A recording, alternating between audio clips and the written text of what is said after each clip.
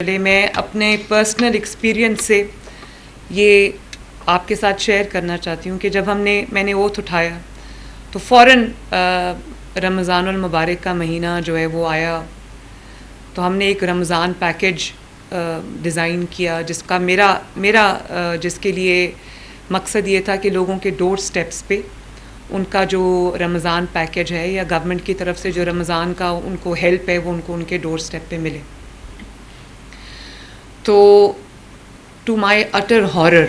मुझे पता चला कि हमारे पास डेटा नहीं है और मुझे बहुत शिकायत आनी शुरू हो गई कि ये तो रमज़ान पैकेज गरीब के लिए था,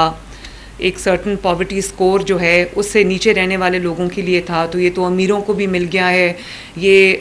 डेरों पे डिलीवर हो रहा है। तो उससे मुझे ये पता चला कि हमारे पास तो डेटा है ही नहीं। दुनिया आजकल डेटा पे मूव कर गई है, डेटा साइंस के मुताबिक लोगों के फ़ैसले हो रहे हैं, इन्फॉर्म्ड डिसीजन मेकिंग हो रही है। तो ये चीज़ मुझे उस वक्त इतना इस बात ने हॉन्ट किया क्योंकि मुझे ये पता चला कि हमने अपनी समझ के मुताबिक जो पैकेजेस थे वो हमने उस नंबर के मुताबिक बनाए जो मुझे नंबर दिया गया, और बाद में हमें डिस्ट्रिक्ट्स के थ्रू ये पता चलना शुरू हुआ, मेरे ऑफिस को ये इन्फॉर्मेशन आनी शुरू हुई कि ये बड़ा अच्छा चीफ सेक्रेटरी पंजाब का एक बड़ा अच्छा उस वक्त इनिशिएटिव था। इन्होंने डिस्ट्रिक्ट्स को ये कहा कि अपने डिपार्टमेंट्स के लोगों को यूज़ करते हुए फ़िज़िकल वेरिफिकेशन जो है वो पहले एड्रेसेस की कराई जाए ताकि किसी नॉन डिज़र्विंग को ये पैकेज ना मिले और डिज़र्विंग को ये मिले।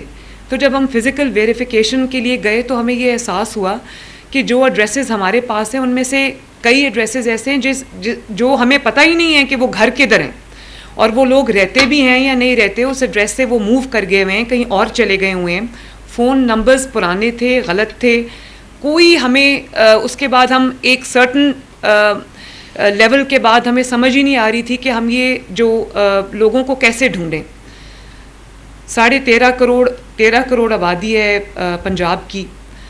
लेकिन फ्रैंकली मुझे नहीं पता कि कितनी आबादी किस सोशियो इकोनॉमिक कैटेगरी में फॉल करती है, किस सोशियो इकोनॉमिक कैटेगरी से या सिचुएशन से उनका ताल्लुक़ है, मुझे नहीं पता इस बात का। और मैं ये समझती हूँ कि जो डेटा के ऊपर, रिलायबल डेटा की इतनी इम्पोर्टेंस है आज की दुनिया के अंदर कि अगर आप डेटा के ऊपर बेस करके अपने डिसीजंस नहीं करेंगे तो आपका जो एम है, जो टारगेट आपका है कि उसको इसका फ़ायदा मिले, उसमें आप नाकाम रहेंगे। इसलिए मैंने फिर ये फ़ैसला किया कि हमारे पास स्कैटर्ड डेटा था, कुछ नादरा के पास था, कुछ PITB ने बड़ा हेल्प किया हमें रमज़ान पैकेज के वक्त, BISP का डेटा था, उसमें भी मुझे लगता है कि अब प्रॉब्लम्स हैं, उसको भी अपडेट करने की ज़रूरत है। तो फैसल यहाँ बैठे हैं PITB से, इन्होंने बड़ा हमें हेल्प किया, और जो PITB है इन्होंने नादरा का जो डेटा था और जो BISP का डेटा था उसको कंबाइन किया और रमज़ान पैकेज के लिए हमें एक बेस लाइन बना के दी, जिससे वो तो हमने कर लिया, लेकिन मुझे ये उस वक्त समझ आ गई कि हमारे गवर्नमेंट में क्या प्रॉब्लम है। और मुझे आज तक इस बात का यकीन नहीं आता कि हम इंफॉर्मेशन के बगैर फ़ैसले करते हैं, हम नॉलेज के बगैर फ़ैसले करते हैं, हम डेटा के बगैर फ़ैसले करते हैं। किसी को मिल गया तो भी ठीक है, किसी को ना मिला तो भी ठीक है, कोई हमारी टारगेटेड अप्रोच नहीं है। अभी हमारे जितने भी मंसूबे हैं, चाहे वो किसान कार्ड हो, यहाँ पे एग्रीकल्चर के मिनिस्टर बैठे हुए हैं, वो मानेंगे इस बात को कि हमारे पास किसानों का भी पूरा डेटा नहीं है और बहुत दफ़ा डेटा फज्ड होता है। तो ये भी होता है कि हम 12 एकड़ का जो और या उससे जो कम का, जिसको छोटा किसान हम कहते हैं, हम उसको अगर टारगेट करना चाहते हैं तो हमें ये भी नहीं पता कि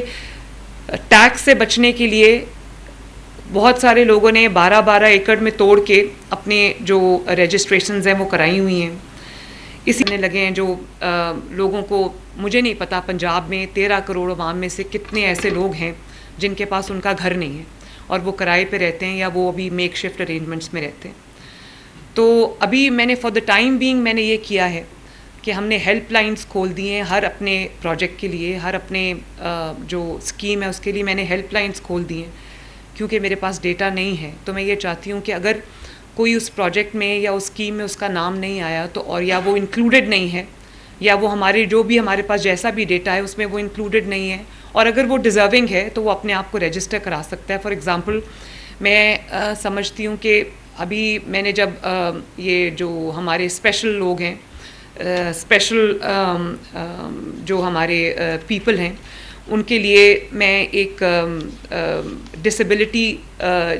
किस किस किस्म की है मुझे नहीं पता, किसको व्हील चेयर चाहिए मुझे नहीं पता, किसको किस किस्म का इलाज चाहिए मुझे नहीं पता। मुझे ये भी नहीं पता कि जो लोग डिसेबल हैं वो उनमें से कितने ऐसे लोग हैं जो अपना काम कर सकते हैं, अपनी लाइवलीहुड कमा सकते हैं, कितने ऐसे लोग हैं जो बेड रिडन हैं और अपने फैमिली पे शायद उनका एक एडिशनल बर्डन है, तो मैं उनको किस तरह से हेल्प कर सकती हूँ, मेरे पास डेटा नहीं है। इसी तरह आईजी साहब यहाँ तशरीफ़ रखते हैं, क्राइम का हमारे पास वो डेटा है जो 15 की कॉल्स का है। मैंने इनसे ये कहा है कि मुझे डिस्ट्रिक्ट वाइज ये पता होना चाहिए कि किस शहर में किस क्राइम की क्या क्या कितनी पॉकेट्स हैं, कहाँ कहाँ कौन सा क्राइम जो है वो उस तरह से ज़्यादा है। आजकल हीट मैप्स बनते हैं, हीट मैप्स जनरेट होते हैं, उससे आप उसके ऊपर बेस करके अपनी डिसीजन मेकिंग करते हैं। तो मैं ये समझती हूँ कि ये एक मच नीडेड लेकिन बहुत एक वेलकम प्रोजेक्ट है जिसकी ज़िम्मेदारी मरियम औरंगज़ेब ने उठाई है। और आज मैंने जो देखा है, मुझे पहले भी इन अपडेट्स मिलती रहती हैं, मैं इसके ऊपर इनसे गाहे बगाहे लेती रहती हूँ इंफॉर्मेशन। तो बड़ी मुझे खुशी हुई है ये देख के कि रजिस्ट्रेशंस का आगाज़ हो गया है। सम 25 लाख इनकी रजिस्ट्रेशंस हो भी गई हैं और ये फैमिलीज़ की बात कर रही हैं। देखिए, आज तक हम लोग इस बात को ही सेटल नहीं कर पाए कि हमारे पास जो हेड ऑफ़ द फैमिली है उसका नंबर है, उसके नीचे कितने फैमिली मेम्बर्स हैं हम नहीं जानते। कुछ की डेफिनेशन के मुताबिक फ़ैमिली जो है वो 4 होती है, कुछ के मुताबिक 6 होती है, लेकिन हम सब जानते हैं कि पंजाब में या पूरे पाकिस्तान में 6, 7, 8, 9, 10 और उससे भी ज़्यादा लोग जो हैं वो फैमिली के अंदर होते हैं। तो मैं ये चाहती हूँ कि मेरे पास एक्यूरेट डेटा हो, ताकि मैंने जिस भी कम्युनिटी के लिए, जिस सेगमेंट के लिए अगर मैं कोई रिलीफ लेके आना चाहती हूँ तो वो रिलीफ एग्जैक्टली उन्हीं लोगों को मिले जो इसके हकदार हैं। और जो पंजाब हुकूमत का जो पैसा है, जो टैक्स पेयर का पैसा है, जो बजट है, वो ज़ाया ना हो और उसको जो